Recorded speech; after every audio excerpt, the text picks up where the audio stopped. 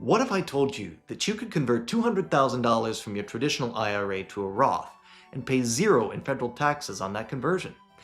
Not by avoiding taxes and not through some shady loophole or internet article, but by using three legitimate strategies that most financial advisors either don't know about or don't bother to implement.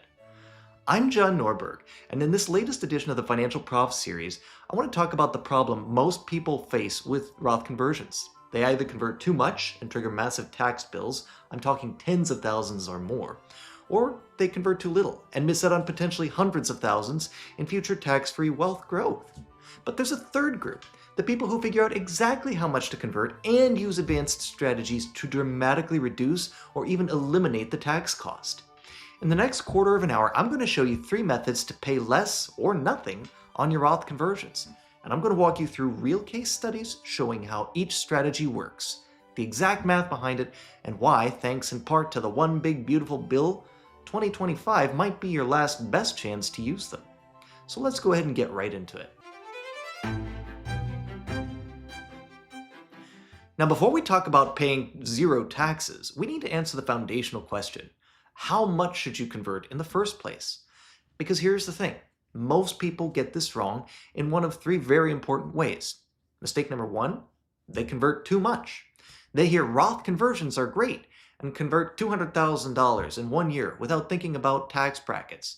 And suddenly they're in the 32% federal tax bracket, their state takes another 6%, and they trigger Medicare IRMA surcharges.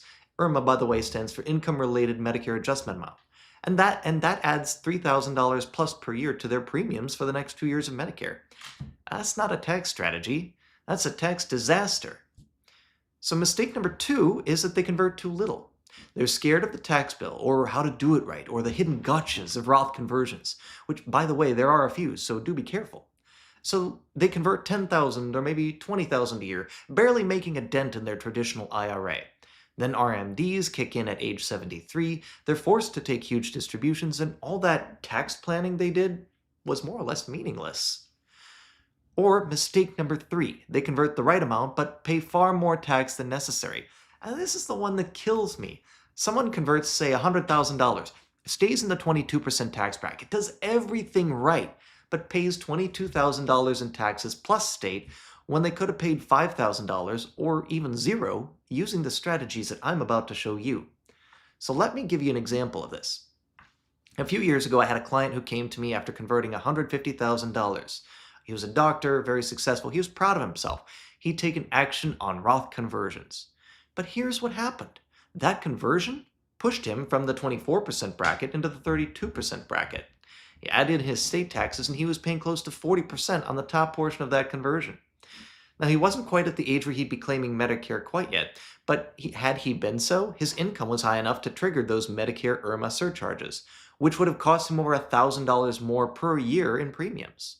If he'd just converted $50,000 less and used one of the strategies I'm about to show you, he could have saved over $30,000. So the question isn't just how much should I convert? It's how much can I convert efficiently, keeping in mind the lifetime tax bill, not just next year. And how do I minimize that tax cost? So let's start with the baseline strategy, and then I'll show you how to get even smarter. All right, so the conventional wisdom on Roth conversions is this. Figure out how much room you have left in your current tax bracket and convert up to that limit. So let me tell you about how that works.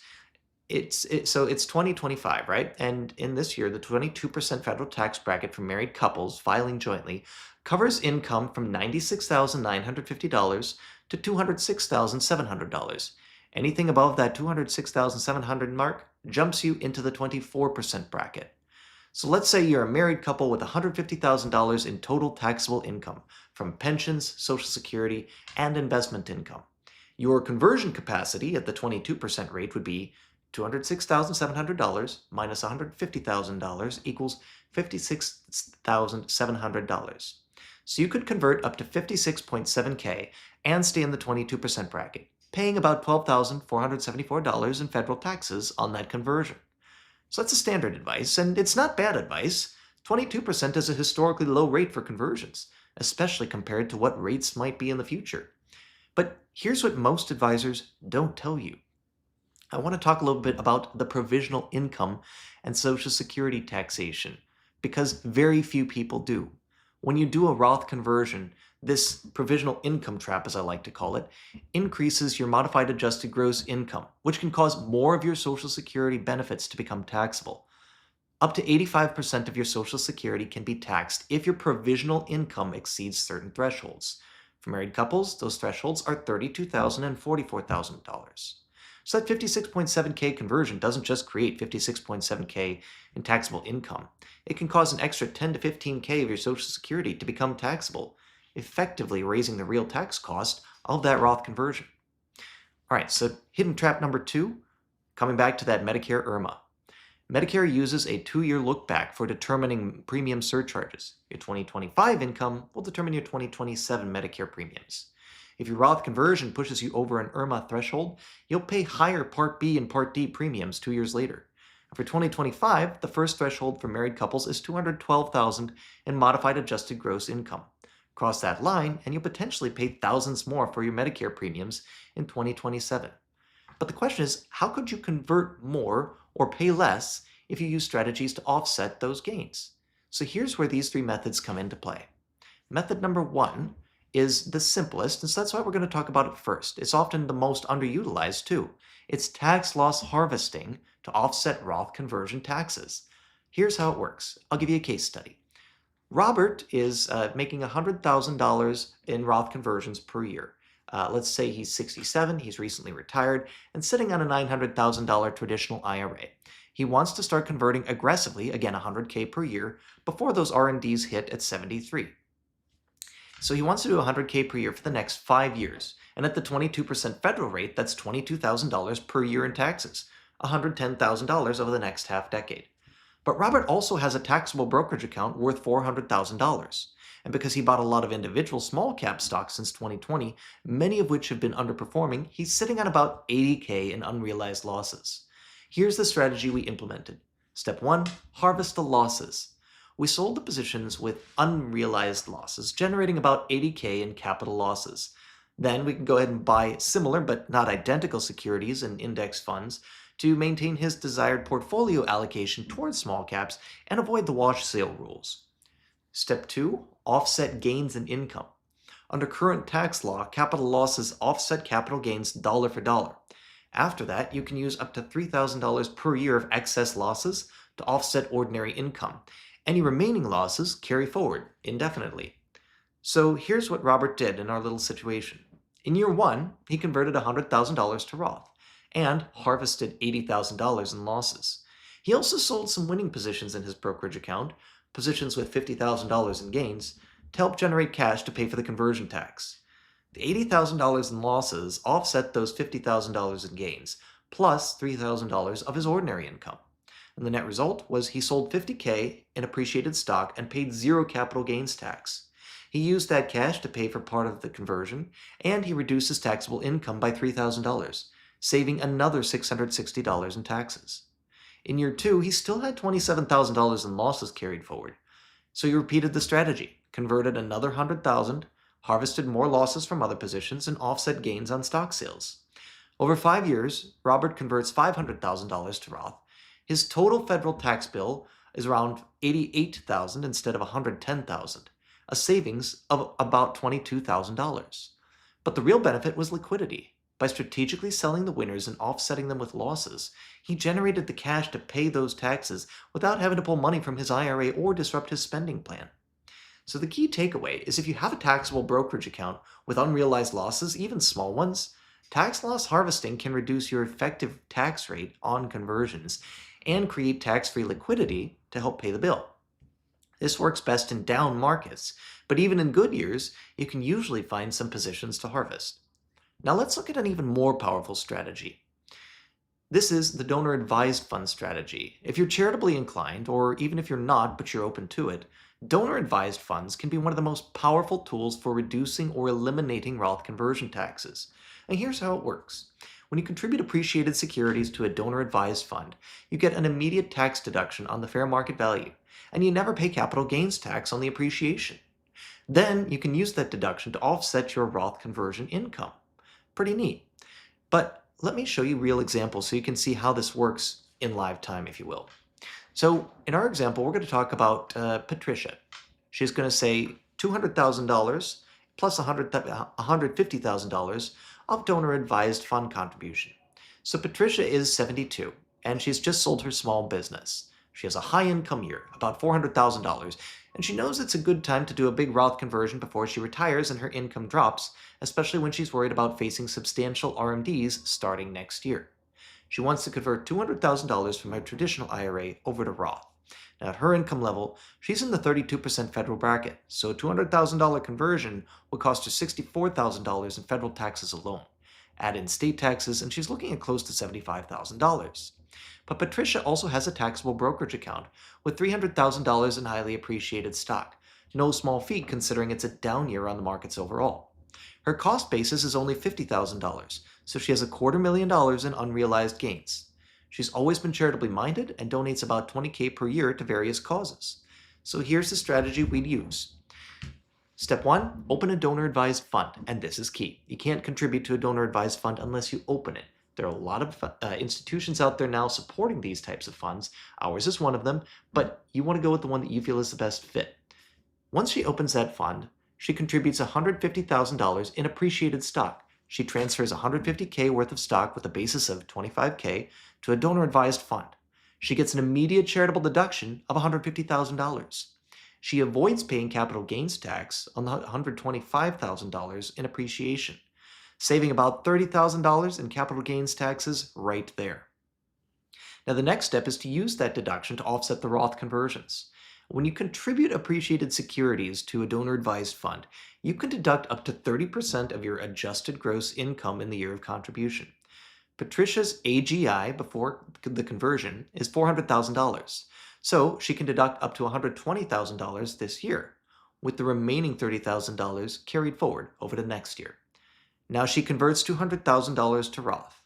Her taxable income looks as follows: $400,000 of ordinary income, $200,000 of Roth conversion, minus $120,000 for that charitable contribution equals $480,000 net taxable income. Her federal tax in the conversion position is now about $38.4K instead of $64K, a savings of $25,600. Plus, she also avoided $30,000 in capital gains taxes by donating the appreciated stock instead of selling it. So the total tax savings comes out to about $55.6K, and she still has $30,000 in deductions to carry forward to next year. Now, the final step, step 3, grant those funds over time. And this is the beauty of a donor-advised fund, right? That money grows tax-free, and she can grant $20,000 per year to her favorite charities, maintaining her charitable giving for the next 7+ years without having to write checks from her cash flow.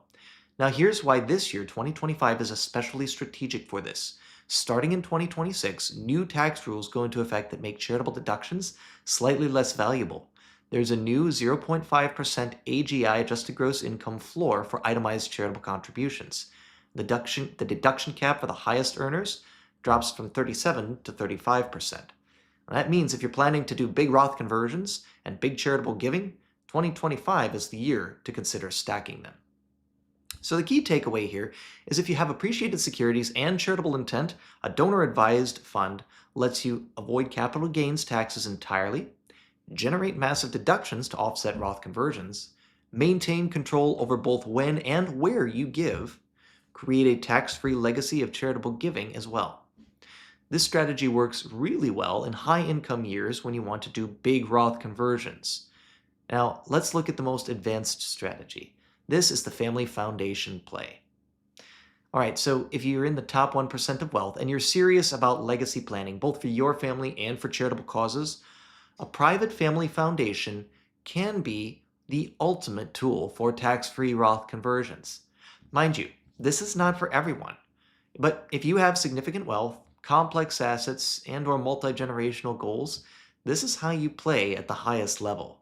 So let me show you an example of how this could work. This is a case study about the Johnsons, and the Johnsons are looking at doing a $500,000 conversion plus a family foundation. Tom and Linda Johnson are 71 and 69. They've built significant wealth over their careers, close to $10 million in net worth. Their biggest problem? They have a little over $2 million sitting in traditional IRAs. In 2 years, RMDs are going to force them to start pulling out huge amounts every year, driving up their taxes, increasing Social Security taxation, and triggering Medicare surcharges. Now, they want to convert aggressively now, ideally $500,000 over the next year, to shrink that IRA before the RMDs hit. But they live in a high-tax state. Between federal and state taxes, they're facing a 45% marginal rate. A $500,000 Roth conversion would cost them $225,000 in taxes. Ouch. They also own a commercial property that's worth $800,000 that they've held for 20 years. Their basis is only $200,000, so they're sitting on $600,000 in capital gains. And here's the key. They've always wanted to set up a charitable foundation to help support causes that they care about and involve their children and grandchildren in philanthropy. So here's the strategy. Step 1, establish that private family foundation. Again, just like the donor-advised fund, it's about where you go to set this up. You want someone, some team that you can trust. And we do handle these here at Norberg Wealth Management, but again, you want someone that you know and trust. The Johnsons set up a 501c3 private foundation. Tom and Linda serve as directors, and they named their 2 adult children as co-directors. So step 2 is contribute the commercial property to the foundation. They transferred the $800,000 property into the foundation as a charitable contribution. They get a charitable deduction for the full fair market value of $800,000. They avoid paying capital gains tax on the $600,000 in appreciation, which would have been about $143,000 in federal capital gains tax alone. And then step 3, they use the deduction to offset Roth conversions over multiple years. Here's where it gets powerful. When you contribute real property to a private foundation, you can deduct up to 30% of your AGI, adjusted gross income, per year, with a 5-year carry forward. The Johnsons' AGI is about $350,000 to $400,000 per year from pensions, Social Security, and investment income. So estimating conservatively, 30% of $350,000 is $105,000 maximum deduction per year. And here's how they structure it. Year 1, they convert $200,000 to a Roth IRA. They use $105,000 of their $800,000 charitable deduction, and their net taxable income increase is $95,000. The tax cost is about $42,750 instead of $900,000. In year 2, they convert $200,000 to Roth. With that $200,000 to Roth, they also use another $105,000 worth of deductions. And that net taxable income increase, again, we're looking at about $95K. And the tax cost, again, looking at about $42,750. So along comes year 3, and they convert $100,000 to Roth. Now, after that, they use another $100,000 of deductions, as you're probably seeing the pattern here, and their net taxable income increase is $0, and their tax cost is $0. The one has completely offset the other. So over 3 years, they've converted $500,000 to Roth, just like they wanted to. The total tax they've paid is about $85,500. And if they just converted without the foundation, they would have paid over twice that, at $225,000 estimated tax.